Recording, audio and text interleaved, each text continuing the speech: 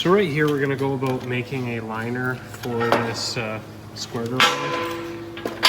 It's not a very extreme one, but the process was we got a piece of cardboard, put it in there, press it out towards all the edges, and then we know the seam is going to be on the vertical right here.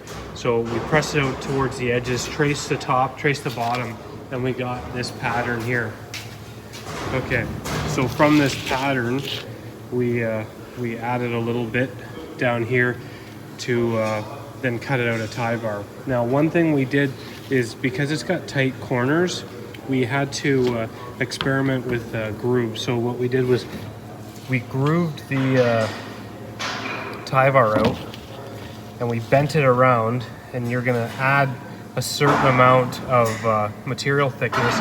So if inside that square is 12 inches, this is 1/4 inch. From here to right here was about 11 5/8.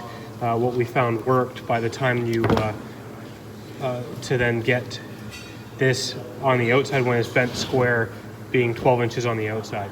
So we've done that. We figured out that. So when we laid out our squared around pattern onto our liner, we then marked the center and went out 11 5/8 and 11 5/8 there and there, and then so right here you can see this is our squared around, and this is 11 5/8. And what I did was we just drew we drew a straight line down here, and I just used the space of my finger, and I got segmented lines because we're going to bend this up. So you can see I've already started forming this. Okay, and I start from this side, and I'm going to come from here and do this, and it's going to get us started. So, and then we're going to push it in into the square round.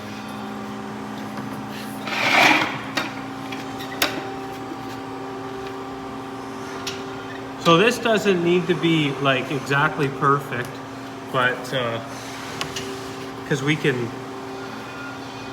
flex it. I'm just, if you haven't watched the video on a square around, maybe that's not a bad time to watch it.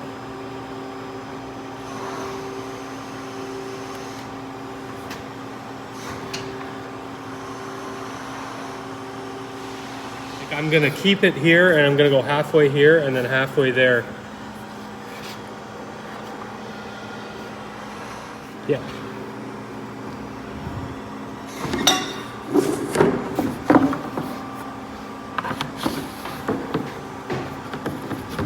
So this is pretty much it, and this is gonna expand with time. So we're gonna go and at least it'll get us started. And then what we're gonna have to do is push it in there and trim it off.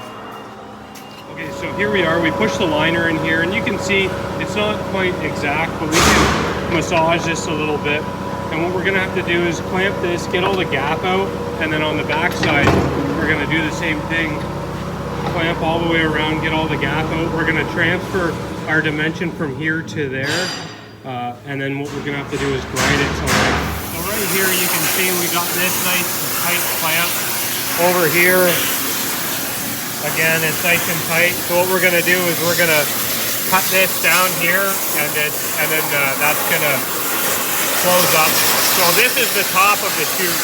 So this isn't gonna get affected by that. We're gonna silicone it in and then grinding it flush. So what we did here is we just, while this is all tight, we just got an X-Acto knife and just cut that seam. And now you can see it fits in there pretty nice. So what we're gonna do is we're gonna undo all those clamps, pull it out a bit, and then we're gonna put silicone on it and then shove it in. Here you can see we pulled it out, we siliconed it, we pushed it back in, and now we're just gonna let it dry like that. We'll probably put 2 bolts here and back there, but keep in mind, this is the top, so no product will see that.